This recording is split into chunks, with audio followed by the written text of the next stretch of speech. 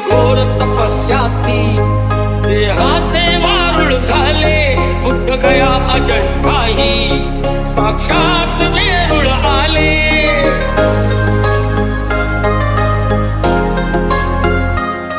किती घोर तपस्याती देहाचे वारुळ झाले बुद्ध गया अजंठाही साक्षात